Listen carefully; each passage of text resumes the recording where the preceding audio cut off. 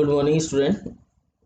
पिछली क्लास में हमने बात की थी ग्लाइकोपोडियम के क्लासिफिकेशन की। उसके बाद हमने बात की उसके हैबिटेट की। ठीक है। और कुछ हमने देखा कि किस प्रकार से अलग अलग प्रकार की स्पीसीज जो है यहाँ पर प्रेजेंट होती है। लगभग 33 स्पीसीज जो है वो इंडिया के अंदर पाई जाती है। ठीक है। अब हम उसी लाइकोपोडियम की, जो कि हमारा, या तो आप लाइकोपोडियम सरनम को लेके चलिए या लाइकोपोडियम क्लेवेटम को लेके चलिए, हम दोनों में से दोनों ही पौधों का जो है यहाँ पर वर्णन कर रहे हैं। सिमिलर सिमिलर वर्णन यहाँ पर करेंगे हम दोनों का। दोनों में से जो भी इंपॉर्टेंट चीज़ें होंगी उनको हम यहाँ पर आइडेंटिफाई करने की कोशिश करेंगे, उनको पहचानने की कोशिश करेंगे और उनसे हम लाइकोपोडियम की जो स्ट्रक्चर है उसके बारे में सीखेंगे। ठीक है। तो यहाँ पर हम बात करेंगे आज एक्सटर्नल मॉर्फोलॉजी। जैसा कि आप देख पा रहे हैं यहाँ पर एक्सटर्नल मॉर्फोलॉजी को हम बोलते हैं बाह्य लक्षण। जो लाइकोपोडियम है उसके बाह्य लक्षण किस प्रकार के होते हैं उनके बारे में चर्चा करेंगे। ठीक है। तो बाहर से जो पौधा है हमारा वो कैसा दिखाई देता है, यही है हमारा एक्सटर्नल मॉर्फोलॉजी। ठीक है। चलिए, तो एक्सटर्नल मॉर्फोलॉजी की बात करें हम, तो जो लाइकोपोडियम का जो स्पोरोफाइट है, क्योंकि हम यहाँ पर जो भी बात कर रहे हैं अभी फिलहाल वो है स्पोरोफाइट से रिलेटेड। ठीक है। उसके जो बाह्य लक्षण है वो कैसे दिखाई देते हैं। तो जो स्पोरोफाइट प्लांट है उसमें अगर हम देखेंगे तो हमें जड़ भी दिखाई देगी। देखिए ये रूट है, यहाँ पर जड़ भी दिखाई देगी। इसके अलावा हमें इसका जो तना है, स्टेम, ये स्टेम है वो भी दिखाई देगा। और यहाँ पर जो पत्तियां हैं वो भी दिखाई देंगी। तो इसकी जो पत्तियां हैं हमने देखा कि माइक्रोफिलस है ये, तो छोटी छोटी पत्तियां होती है। तना जो होता है इसका तरुण होता है और इसके अंदर रूट भी प्रेजेंट होती है। ठीक है। लेकिन यहाँ पर दो तरह के जीनस हमें देखने को मिलते हैं, मतलब दो तरह के जेनेरा जो है, डिफरेंट टाइप के जेनेरा लाइकोपोडियम के अंदर यहाँ देखने को मिलते हैं। ठीक है। चलिए, तो एक्सटर्नल मॉर्फोलॉजी की हम चर्चा करते हैं। देखिए, लाइकोपोडियम का जो स्पोरोफाइट होता है उस पादप का जो शरीर होता है वो जड़, तना और पत्तियों में बटा होता है। जैसा कि हमने भी बताया आपको कि रूट, शूट और लीव्स के अंदर ये बटा होता है। तो जड़, तना और पत्ती तीनों इसके अंदर पाए जाते हैं। ठीक है। मॉर्फोलॉजी के आधार पर इसे दो सब जेनेरा में विभाजित किया गया है। दो अलग अलग प्रकार के जेनेरा इसके मिलते हैं हमें। एक होता है यूरोस्टाइका या यूरोस्टेकिया और दूसरा होता है रेफ्लोस्टेकिया या रेफ्लोस्टाइका, स्टेकिया, स्टेकिया। ठीक है ना, देख लो इसे, रेफ्लोस्टेकिया। ठीक है। और यूरोस्टेकिया। ये इस तरह से आपको ध्यान रखना है, यूरोस्टेकिया और रेफ्लोस्टेकिया। नाम याद रखना है, यूरोस्टेकिया, रेफ्लोस्टेकिया। ठीक है। दो तरह के जेनेरा यहाँ पर हमें मिलते हैं। आप देख सकते हो ए जेनेरा और बी जेनेरा। इसको देखोगे आप तो इसके अंदर जो है ये लटकता हुआ है और ये एक पौधे के समान है। जो जमीन पर उग रहा है ये पौधे के ऊपर उगता है, अधिपात पे जाती है और ये जमीन पर उगती है, यानी कि स्थलीय जाती है। ठीक है। तो इसी तरह से अब हम बात करते हैं। सबसे पहले हमारा सब जीनस जो है वो है यूरोस्टेकिया। सबसे पहले यूरोस्टेकिया की बात करते हैं सब जीनस में। तो आप यहाँ पर देख रहे हैं इसके अंदर भी दो तरह के पौधे हमें देखने को मिल जाते हैं, जैसे कि फिलिगमेरिया है और सीलेगो है। सीलेगो और फिलिगमेरिया जो है ये यूरोस्टेकिया के अंदर आते हैं। अब यूरोस्टेकिया के अंदर कौन कौन से किस तरह के लक्षण होते हैं यूरोस्टेकिया के, और इसमें किस तरह के पौधों को रखा गया है, ये इंपॉर्टेंट है। इसी के आधार पर हम जो रेफ्लोस्टेकिया है उसके बारे में बात करेंगे। ठीक है ना, मतलब उसमें ऐसी कौन सी चीजें हैं जो यूरोस्टेकिया से भिन्न है। तो हमें पहले यूरोस्टेकिया को समझना पड़ेगा ढंग से, फिर उसी के बाद हम रेफ्लोस्टेकिया के अंदर उसको डिफाइन कर पाएंगे। ठीक है। तो ये जो पौधे होंगे यहाँ पर, जैसे फेलिगमेरिया है और सिलेगो है, ऐसे पौधे जो है वो किस प्रकार के दिखाई देते हैं और उनके लक्षण किस प्रकार के होते हैं वो हमें यहाँ इस सब जेनेरा में देखने को मिलेगा यूरोस्टाइका के अंदर। ठीक है। तो हमें एक एक चीज ध्यान रखनी है इसकी। देखिए, आद्य प्रकार के होते हैं। सबसे पहली बात तो इस जीनस में ऐसे पौधों को रखा गया है, इस सब जीनस के अंदर ऐसे पौधों को रखा गया है जो आद्य प्रकार के होते हैं। जबकि जो रेफ्लोस्टाइकिया जो पौधा है उसके अंदर जो भी पौधे रखे गए हैं वो एडवांस है, मतलब आज के समय पर ज़्यादा अमाउंट में उगने वाले पौधे हैं। उन्होंने एनवायरनमेंट से लड़ते हुए, परिस्थितियों से लड़ते हुए जो है अपने आप को जीवित रखा है और अपने अंदर कुछ अनुकूलन किए हैं, कुछ चेंजेज किए हैं। ठीक है। और इसके अंदर ऐसे पौधे आते हैं जो कि आधे प्रकार के हैं, लेकिन इनके जो पूर्वज हैं वो तो लुप्त हो गए हैं और कुछ ही पौधे जो है अब इसके बचे हैं। ठीक है। चलिए, कौन कौन से हैं, किस तरह के लक्षण हैं इसके वो देखते हैं। देखो, सबसे पहला कि आधे प्रकार का है, समझ में आ गया।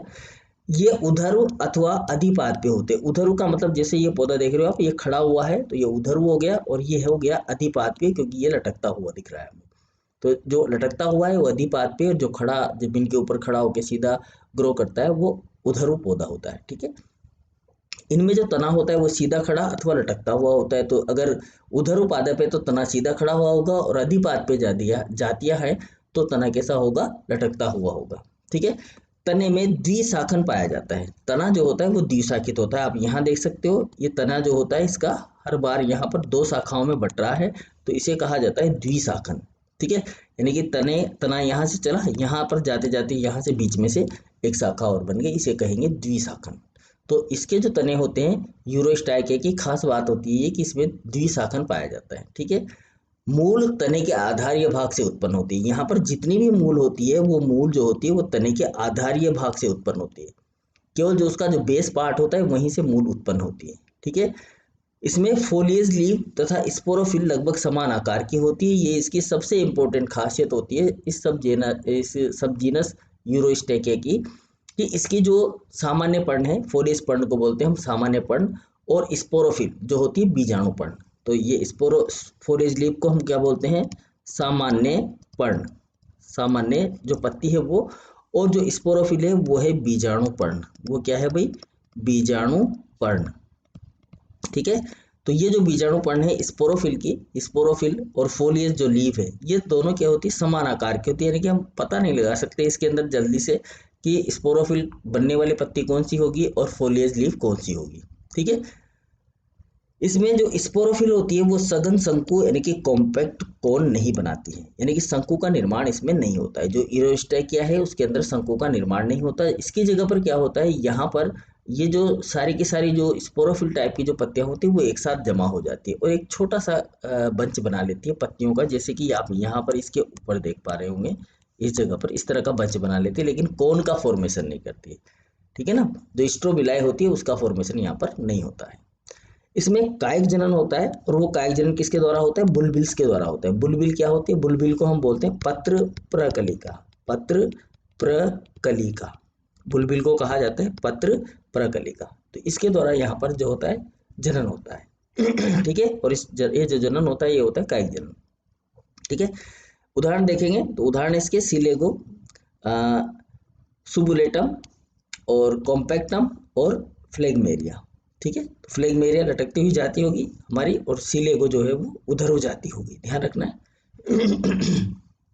तो ये दो जातियां हैं, जो स्पीसीज है इस सब जीनस के अंदर, फ्लेगमेरिया और दूसरा सिलेगो। ये एक तो जो फ्लेगमेरिया है वो कैसी है, लटकती हुई है, और जो सिलेगो है वो उधर हो जाती है। ठीक है, जो डायग्राम में देख रहे हैं हम, डायग्राम देखिए, हम बात कर रहे हैं ताकि आपको ध्यान रहे कि कौन सी जाति को हम किस प्रकार से डिनोट कर रहे हैं। ठीक है, तो यहाँ पर हमने क्या देखा कि एक तो ये आधे प्रकार के होते हैं, इनके जो पौधे होते हैं उधर हो सकते हैं, अधिपाद पे हो सकते हैं, तना या तो सीधा खड़ा हो सकता है या फिर लटकता हुआ हो सकता है। तनों के अंदर द्विशाखन पाया जाता है। तने जो होते हैं वो उसमें जो मूल होती है वो आधार से उत्पन्न होती है। ठीक है, और इसमें जो पर्ण होती है, फोलियज पर्ण और स्पोरोफिल, उनके अंदर कोई अंतर नहीं होता, वो समान आकार की होती है, और इसमें कोन का निर्माण नहीं होता है। और जो काई जनन होता है वो किसके द्वारा होता है, बुलबिल के द्वारा होता है। तो ध्यान रखना है हमें कि किस जीनस के अंदर बुलबिल के द्वारा कायिक जनन हो रहा है। ठीक है, अब यहाँ पर आप देख सकते हो बुलबिल, ये जो बुलबिल है, ये देख सकते हो आप, ये बुलबिल है, और ये बुलबिल कहाँ बनती है, ये देखो यहाँ पर, ये जो स्पोरोफिल है, ये तो स्पोरोफिल है, ये गेमा, इसको हम गेमा भी बोल सकते हैं। गेमा अलग टाइप की चीज़ है, बुलबिल अलग टाइप की चीज़ है। ठीक है, और इसी स्टेम के ऊपर ये गेमा हो गया, बुलबिल हो गए। ये बुलबिल या गेमा जो होते हैं, ये पत्तियां क्या करती है, अलग से अतिरिक्त भोजन को ग्रहण कर लेती है और उसको स्टोर करके रखती है। बाद में ये पौधे से अलग हो जाती है और नया पौधे को जन्म दे देती है। ठीक है, तो यहाँ पर जो है ये गेमा या बुलबिल जो है, इस जैसे इस बुलबिल का जर्मिनेशन हो रहा है, ये बुलबिल यहाँ पर लगी हुई थी कहीं पर, ये टूटी, यहाँ से टूटकर अलग हो गई, अलग होकर दोबारा से इसका जर्मिनेशन हो गया और यहाँ से नया पौधा बन जाएगा। ठीक है, तो ये कायिक जनन का एक तरीका होता है इस तरीके से। ठीक है, चलिए अब दूसरा सब जीनस है हमारे पास में रेफ्लोस्टेकिया। रेफ्लोस्टेकिया के अंदर अगर हम बात करें तो ये जो सब जीनस है ये एडवांस माना गया है। मैंने आपको बता दिया था कि ये एडवांस टाइप का होता है। इसके अंदर आप देखोगे तो लाइकोपोडियम सरनम, जैसा कि आप यहाँ देख रहे हो, तो इसके अंदर छोटे छोटे कोन आपको दिखाई दे रहे होंगे पिंक कलर के। बहुत ही अच्छे अच्छे कोन इसके अंदर बनते हैं, लेकिन छोटे बनते हैं, बिल्कुल शीर्ष पर बनते हैं। ठीक है, इसी तरह से आप इसको देखोगे लाइकोपोडियम क्लेवेटम। ठीक है, और ये लाइकोपोडियम का जो हमारा सामान्य पौधा है इसे वो है। ठीक है, तो सब जीनस जो होता है ये रेफ्लोस्टाइकिया, ये कैसा होता है, एडवांस होता है। ठीक है, इसमें जो तना होता है वो लेटा हुआ अथवा शाखन, इसका जो शाखन होता है वो उदग्र होता है। देखो तना तो कैसा है, लेटा हुआ है। तना तो क्या होता है, ज्यादातर ऐसे लेटा हुआ रहता है, लेकिन इसमें जो शाखन होता है, जैसे ये लेटा हुआ चल रहा है, यहाँ से यहाँ तक ये जमीन है और इस जमीन पर ऐसे लेट के चल रहा है, लेकिन इसमें जो शाखन अगर शाखा बनेगी तो फिर ऐसे उदग्र साइड में बनेगी। इस तरह से शाखन होता है और यहाँ तने में जड़ें होती है। ठीक है, तो इस तरह की स्ट्रक्चर इसमें देखने को मिलती है। शुरू में जो ब्रांच निर्मित होती है वो डाइकोटोमस यानी कि द्विलाक्षी शाखन होता है, तथा इनमें उत्पन्न होने वाली शाखाओं में मोनोपोडियल शाखन होता है। ठीक है, द्विलाक्षी मतलब ये दो बार इस तरह से शाखन कर लेंगे, ये इस बार दो बार शाखन कर लिया इसने तो द्विलाक्षी शाखन हो गया। इसके बाद में फिर इनमें केवल मोनोपोडियल शाखन रह जाएगा। ठीक है, ये शाखन नहीं करेंगी, इसके बाद में यहाँ बंद हो जाएगा शाखन और आगे मोनोपोडियल शाखन चलता रहेगा। तो इसमें इस तरीके से शाखन होता है कि जो शुरुआत का जो स्ट्रक्चर होता है उसमें तो डाइकोटोमस होता है, मतलब डाइकोटोमस का मतलब द्विलाक्षी, मतलब दो शाखाएं एक साथ निकलती है। डाइकोटोमस का मतलब होता है कि दो शाखाएं निकलती है इस तरह से। ठीक है, दो शाखाएं निकलती है। और मोनोपोडियल का मतलब होता है कि जिसमें केवल शाखा एक ही हो, उसे बोलते हैं हम एकलाक्षी शाखन। ठीक है, इसको डाइकोटोमस को बोलते हैं द्विलाक्षी शाखन और मोनोपोडियल को बोलते हैं एकलाक्षी शाखन। मोनोपोडियल को बोलेंगे एक लाक्षी शाखन। ठीक है, तो ये एक लाक्षी शाखन इसके अंदर पाया जाता है। और इसका जो तना होता है उसमें अपस्थानिक जड़ें उपस्थित होती है। अपस्थानिक जड़ें यहाँ पर निकली हुई है। अब ये तना जहाँ जहाँ से चलता हुआ आ रहा है वहाँ वहाँ पर इसमें जो है अपस्थानिक जड़ें प्रेजेंट होंगे। तो इस तरीके से ये होता है हमारा सब जीनस रेफ्लोस्टेकिया। ठीक है, चलिए इसमें जो स्पोरोफिल होती है वो फोलियस लीव से छोटी होती है, मतलब जो हमारी सामान्य जो पर्ण होती है उस पर्ण से छोटी होती है यहाँ पर स्पोरोफिल। ठीक है, अब इसमें जो स्पोरोफिल होता है वो स्ट्रोबिलाई बनाती है, जैसा कि हमने देखा है यहाँ पर इस डायग्राम के अंदर कि ये स्ट्रोबिलाई का इसने फॉर्मेशन कर रखा है, छोटे छोटे स्ट्रोबिलाई यहाँ पर बनाती है। तो उसमें स्ट्रोबिलाई नहीं बनते थे, लेकिन जो रेफ्लोस्टाइकिया होता है उसके अंदर स्ट्रोबिलाई बनते हैं। ठीक है, और जो स्पोरोफिल होती है वो फोलियस लीफ से छोटी होती है, ये चीज़ ध्यान रखनी है। जबकि उसके अंदर दोनों पत्तियां कैसी थी, समान थी, लेकिन इसमें दोनों में अंतर होता है। जो फोलियस लीफ जिस तरह की होती है, मान ली फोलियस लीफ है, तो जो स्पोरोफिल होगी वो क्या होगी, छोटी होगी। ठीक है, कायिक जनन यहाँ पर बुलबिल के द्वारा नहीं होता है, यहाँ पर बुलबिल के द्वारा कायिक जनन नहीं होता है, यानी कि बुलबिल बनती नहीं है कि जब आपके पास में कोन का फॉर्मेशन हो रहा है तो आपको बीज ही बनाना पड़ेगा, यानी कि जो स्पोर है सॉरी उन्हीं का ही आपको निर्माण करना पड़ेगा। उदाहरण की बात करें तो जो सरनम है, क्लेविटम है, एनोटियम है, डेंसम है, ओबस्कुरम है या इनुंडेटम है, ये जो पौधे होते हैं इसके अंदर आते हैं रेफ्लोस्टाइकिया करने। ठीक है, इसमें तने की बात करें तो द्विभाजी शाखित होता है, जैसा कि हमने देख लिया। कभी कभी जो द्विभाजी शाखाएं होती है, देखो ये क्वेश्चन एक बार पूछा गया था, मैंने इसलिए यहाँ पर इसको रखा है। कभी कभी जो द्विभाजी शाखाएं होती है वो धीरे धीरे आगे वृद्धि करती रहती है। इस तरह का जो शाखन होता है उसे कहा जाता है सूडो मोनोपोडियल शाखन। जो द्विभाजी शाखन हो गया लेकिन वो धीरे धीरे क्या करता है, वृद्धि करता रहता है, उसे कहा जाता है सूडो मोनोपोडियल शाखन। मतलब आभास देता है हमें मोनोपोडियल होने का, जबकि वो दोनों शाखाएं एक साथ चलती रहती है। ठीक है, जो श्यान जातियां होती है, श्यान का मतलब होता है कि जो जमीन पर लेटे हुए वृद्धि करती है, इस तरह से लेटते हुए वृद्धि कर रही है जमीन के ऊपर, ऐसी जो जातियां होते हैं उनमें जो अक्ष होता है वो या तो पूर्ण रूप से जमीन के अंदर दबा होता है या फिर आंशिक रूप से भूमिगत होता है। मतलब या तो जमीन के अंदर दबता है, जैसे कि मैं आपको यहाँ पर ऐसे बता देता हूँ, इस तरीके से ये पूर्ण रूप से दब गया और ये आंशिक रूप से दब गया, ये फिर पूर्ण रूप से दब गया, फिर ये आंशिक रूप से, इस तरह से मतलब नीचे की तरफ में निकलेगा ऐसे। तो ये जो दबा है ये पूर्ण रूप से जमीन के अंदर दब गया है और ये वाला आंशिक रूप से, फिर ये पूर्ण रूप से दब गया। इस तरीके से ये श्यान जातियां होती हैं जो लेटकर वृद्धि करती है, उनमें इस तरह के जो है तने हमें मिलते हैं। ठीक है, अब आ जाते हैं, हम बात करते हैं रूट की। ये तो हमने किसकी बात की, यहाँ पर दो सब जीनस थे हमारे, उनकी बात की हमने। ठीक है, कि जो एक्सटर्नल मॉर्फोलॉजी हम पढ़ रहे हैं, अब एक्सटर्नल मॉर्फोलॉजी जब हम पढ़ने लगे तो हमने देखा कि यहाँ तो दो जीनस है, तो दोनों जीनस के अंदर किस तरह का अंतर है, तो ये भी समझ में आ गया हमें। अब हम आगे जैसे रूट के अंदर बात करेंगे, शूट के अंदर बात करेंगे, उसकी लीफ के अंदर बात करेंगे, तो हम अपने आप ही इसको रख देंगे कि कौन से में रेफ्लोस्टाइकिया में आएगी ये, या फिर यूरोस्टाइकिया के अंदर आएगा, ठीक है ना। तो ध्यान रखना है हमें ये। अब आ जाते हैं हम रूट के ऊपर। रूट की बात करें तो इसमें सबसे पहले जो बनने वाली रूट होती है वो अल्पकालिक होती है, यानी कि एफीमेरल। ऐसी जो रूट होती है जो शुरू में बनी और बाद में वो नष्ट हो गई, उसके बाद में जितनी भी रूट बनी है वो सारी की सारी जीवित रहती है। तो ऐसी जो रूट होती है उसे कहा जाता है एफीमेरल रूट, यानी कि अल्पकालिक रूट। समझ में आए बात। मतलब जैसे कि ये यहाँ से स्पोर का फॉर्मेशन होगा, और स्पोर से जो रूट का फॉर्मेशन होगा, और यहाँ पर जो शूट का फॉर्मेशन होगा, ठीक है, इसके ऊपर ऐसी छोटी छोटी पत्तियां लगेंगी। जो शुरुआत में बनने वाली जो रूट है, अब ये शुरुआत में बनने वाली रूट है, तो ये क्या करेगी, कुछ समय बाद में नष्ट हो जाएंगी, इसकी जगह पर यहाँ पर दूसरी जो है जड़ें वो निकल जाएंगी। तो ये जो रूट जो शुरुआत में बनी थी ये नष्ट हो गई, तो इसको हम बोल रहे हैं एफीमेरल। एफीमेरल यानी कि अल्पकालिक, कुछ समय तक ही जीवित रहती है, ऐसी रूट यहाँ पर प्रेजेंट होती है। जबकि जो ओल्डर प्लांट होते हैं, अब जैसे जैसे प्लांट बड़ा होता चला जाएगा तो उसमें दूसरी अपस्थानिक जड़ें निकलेंगी, दूसरी अपस्थानिक जड़ें निकलेंगी, ठीक है। तो जितने भी ओल्ड प्लांट होते हैं, अगर नया प्लांट है तो उसके अंदर एफीमेरल रूट मिलेगी हमें, जो बाद में नष्ट हो जाएगी।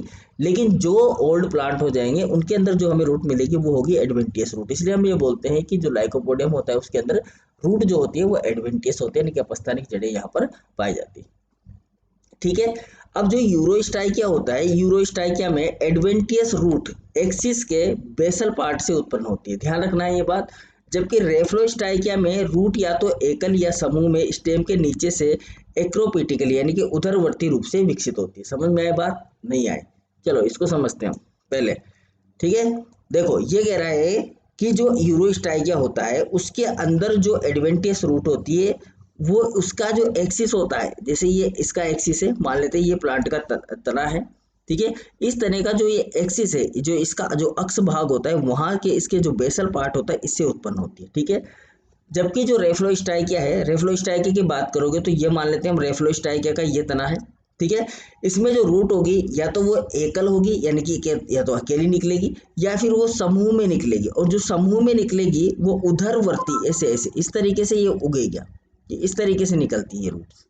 समझ में आई बात। तो ये तो हो गया हमारा रेफ्लोस्टाइकिया का तरीका, और ये हो गया हमारा यूरोस्टाइकिया का तरीका, ठीक है। तो इस तरीके से जो है मूल यहाँ पर उत्पन्न होती है, ठीक है। तो आगे हम बात करें, अब जो मूल होती है इसमें कुछ जो अपस्थानिक जड़ें उत्पन्न हो रही है। एक तो पहले तो जो जड़ हुई वो तो क्या हुआ, अल्पकालिक थी, यानी कि पहले ही नष्ट हो गई।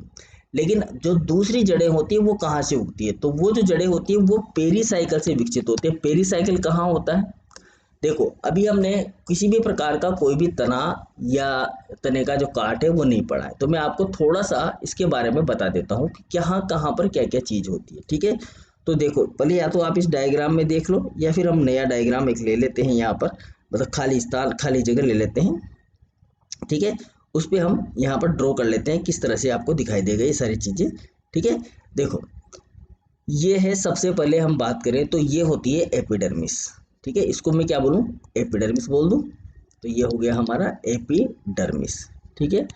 अब एपिडर्मिस में नीचे की तरफ मैं चलूँगा तो मुझे मिलेगा एपिडर्मिस से लेकर जो एंडोडर्मिस होती है, या पेरीसाइकल एंडोडर्मिस, इस तरह की चीज़ें होती है आगे चलकर। तो मैं यहाँ पर लिख ही देता हूँ एंडोडर्मिस,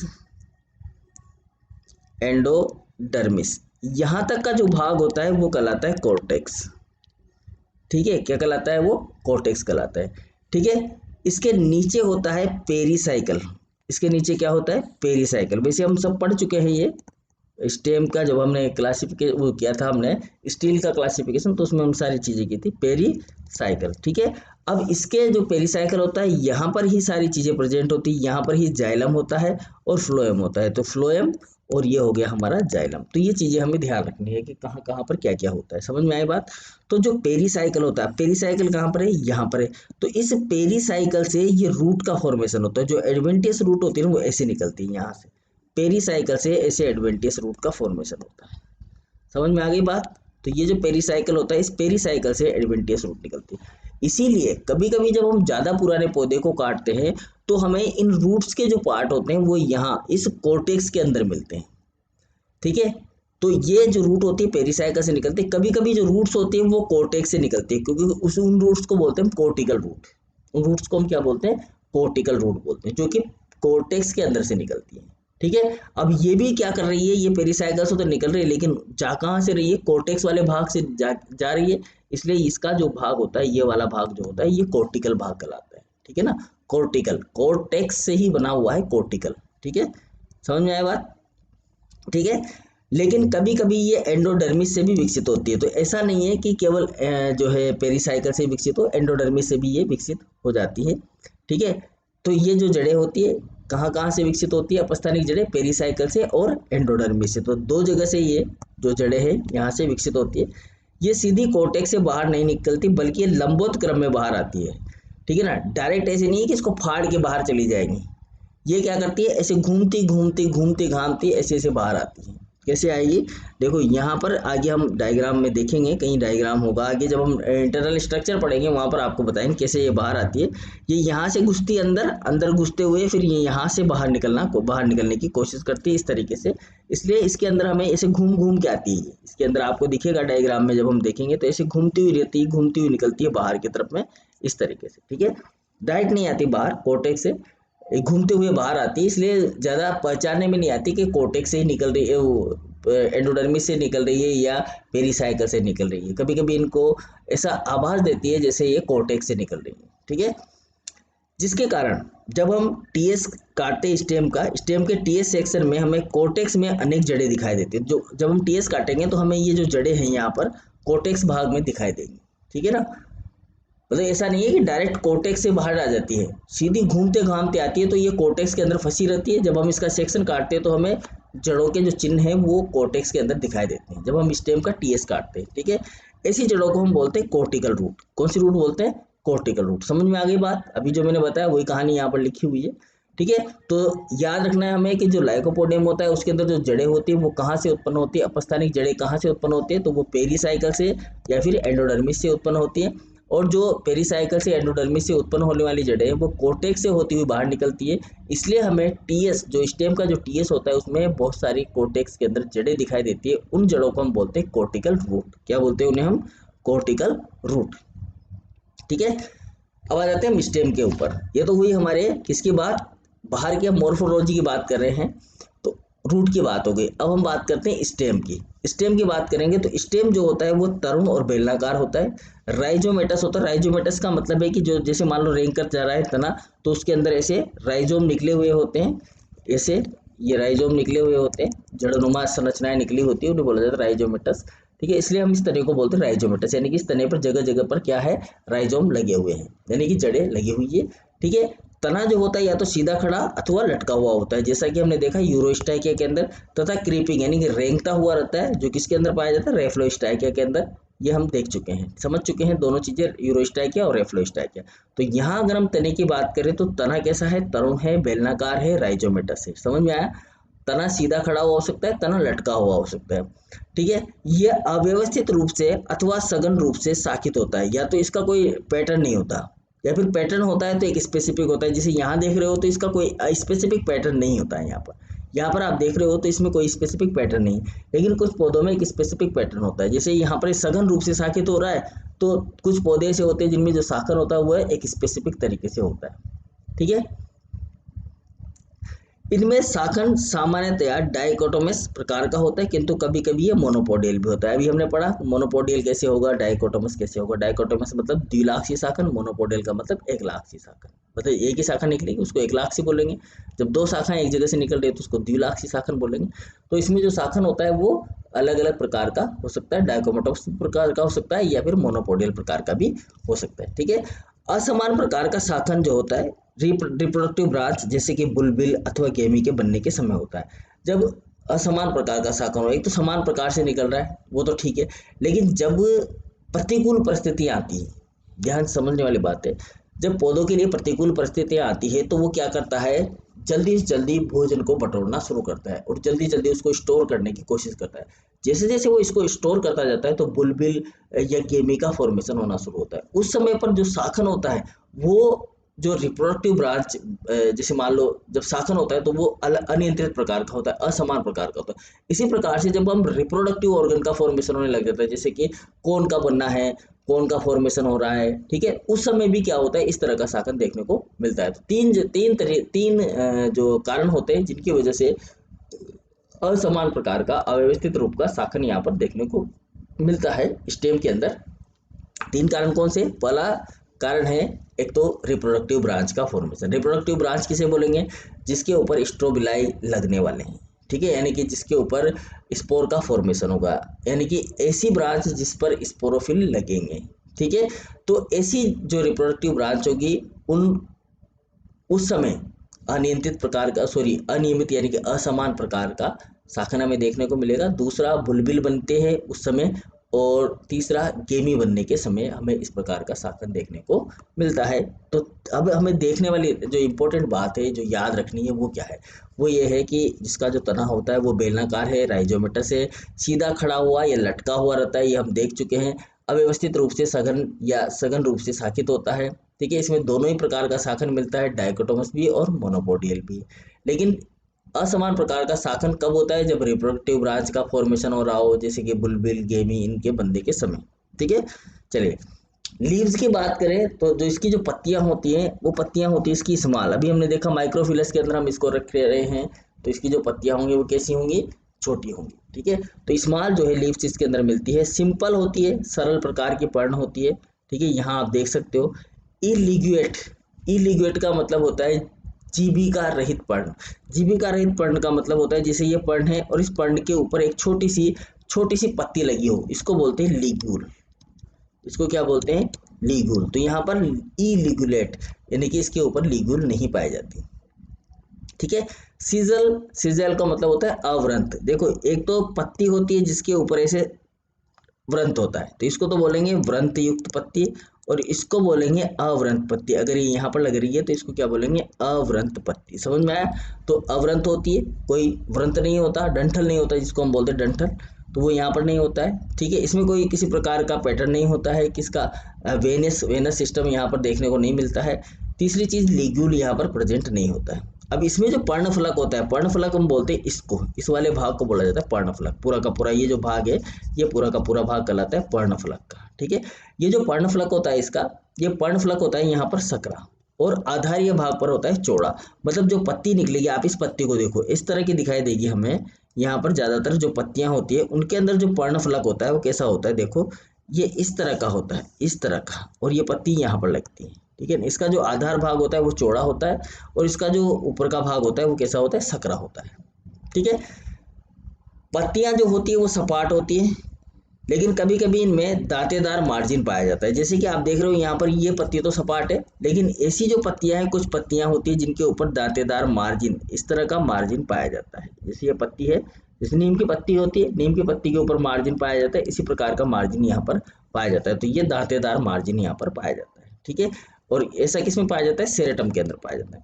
पर्ण में एकल अशाखित मिड वेन पाए जाते हैं। अगर इसमें अंदर जो वेन सिस्टम होता है तो उसमें केवल एक ही जो है वेन यहाँ पर प्रेजेंट होती है, इसमें कोई शाखन नहीं होता। दूसरी पत्तियां जो होती है उसमें तो इस तरह से शाखन शाखित होती है वेन, लेकिन यहाँ पर क्या है? यहाँ पर केवल अकेली वेन ही प्रेजेंट होती है, शाखित वेन प्रेजेंट नहीं होती है, ठीक है।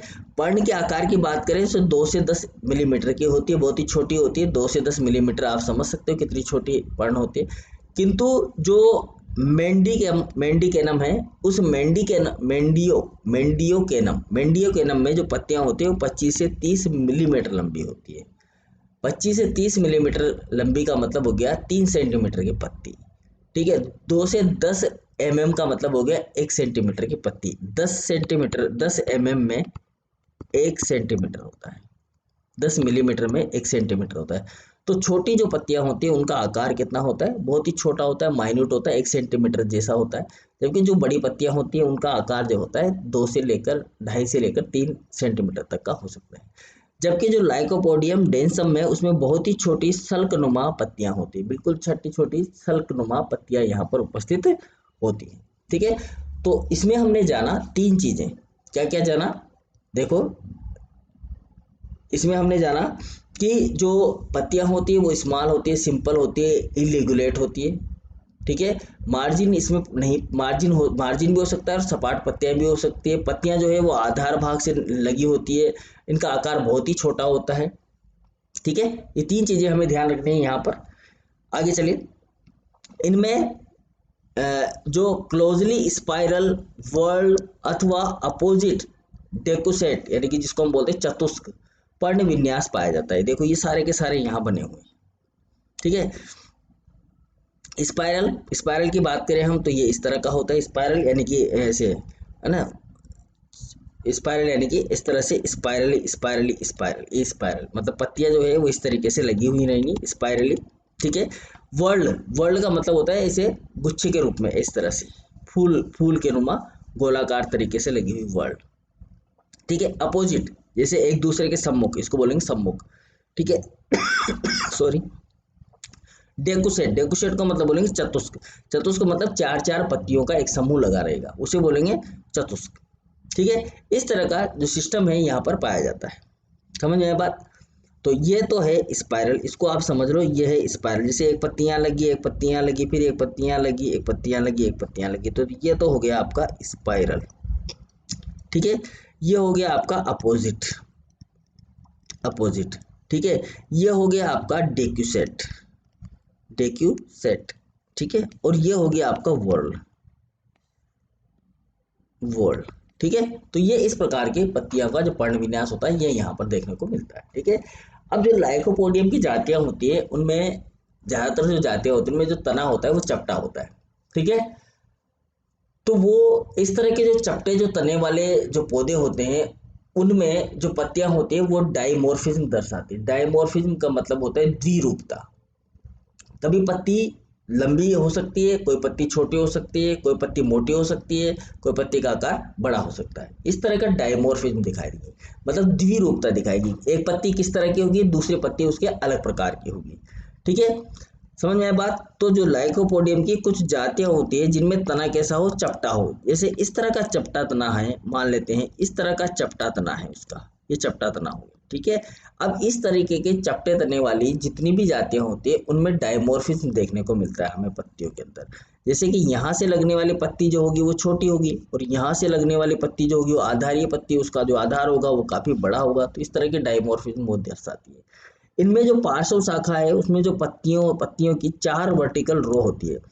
पार्श्व जो शाखा होती है, जो ब्रांच होती है, ये जैसे ये तो मेन तना है, और इस मेन तने से यहाँ से ब्रांच निकली, तो जो ब्रांच निकली होगी इसके अंदर पत्तियों की 4 वर्टिकल, 4 जो है वर्टिकल रो होंगी। इनमें से 2 पार्श्व शाखाओं में बड़ी पंखनुमा पत्तियां होती है, तथा वेंट्रल रो में स्मॉल यानी कि छोटी लीव होती है, तथा डोर्जल रो में इंटरमीडिएट साइज की लीव होती है, जैसा कि हम यहाँ पर देख पा रहे हैं। इसके अंदर जो स्पाइरल टाइप का है इसमें बिल्कुल ये सारी की सारी जो गणित है यहाँ पर दर्शाई गई है। देखिएगा कैसे दर्शाया गया है, मैं आपको बता देता हूँ। इसके अंदर इसको मैं हटाता हूँ एक बार। देखो यहाँ पर देखो आप, हमने कहा कि इसके जो पार्श्व शाखा होती है उस पार्श्व शाखा में जो पत्तियों की 4 वर्टिकल रो होती है, 4 रो होंगी। ठीक है, मैं कहूँ ये 1 रो, ये 2 रो, ये 3rd रो, और एक उस साइड में इस प्लांट का जो हमें डायग्राम दिख रहा है उसकी चौथी साइड में भी एक रो होगी। ऐसे 4 रो निकलेंगी। अगर मैं कहूँ कि ये तना है तो इस तने में एक पत्ती यहाँ से निकली, एक पत्ती यहाँ से निकली, एक पत्ती यहाँ से निकली, और एक पत्ती इसके पीछे से निकली, तो 4 वर्टिकल रो हो गई। इनमें से जो 2 पार्श्व पार्श्व शाखाओं में बड़ी जो पार्श्व शाखा होगी उसके अंदर इस तरह से बड़ी पत्तियां लगी हुई होंगी। ठीक है, पंखनुमा पत्तियां होती हैं। और जो वेंट्रल रो होती है उसमें स्मॉल छोटी वाली पत्तियां होती हैं। और जो डोर्जल होती है, डोर्जल मतलब जो बाहर की तरफ हमें दिखाई देती है, उसमें मीडियम साइज की पत्तियां होती हैं। देखो ये इसको मैं वेंट्रल बोल दूं और इसका जो पीछे वाला भाग है उसको मैं डोर्जल बोल दूं, तो डोर्जल रो होगी उसमें इंटरमीडिएट साइज की, मतलब इन दोनों के बीच की पत्ती। अगर इसका साइज 3 सेंटीमीटर है, इसका साइज 1 सेंटीमीटर है, तो डोर्जल में 2 सेंटीमीटर होगा। समझ में आई बात? तो डोर्जल व्यू को हम नहीं देख पा रहे क्योंकि हम 2D देख सकते हैं या 3D में आपको दिखा नहीं सकता हूँ। तो जब हम पत्तियों को देखेंगे तो हमें डायमोर्फिज्म दर्शाती हुई नजर आएगी। डायमोर्फिज्म समझ में आया? अलग अलग द्विरूपता यहाँ पर देखने को मिलती है पत्तियों के अंदर। ठीक है, चलिए तो ये था हमारा आज का टॉपिक जिसमें हमने बात की एक्सटर्नल मॉर्फोलॉजी की, लाइकोपोडियम की एक्सटर्नल मॉर्फोलॉजी की। नेक्स्ट क्लास में हम बात करेंगे इंटरनल स्ट्रक्चर ऑफ लाइकोपोडियम, जिसमें हम एक एक करके पढ़ेंगे। तने की काट का अध्ययन करेंगे, मतलब स्टेम का टीएस करेंगे, रूट का टीएस करेंगे, लीफ का टीएस करेंगे, फिर उसके बाद में हम बात करेंगे रिप्रोडक्शन की। ठीक है, तब तक के लिए goodbye, thank you very much.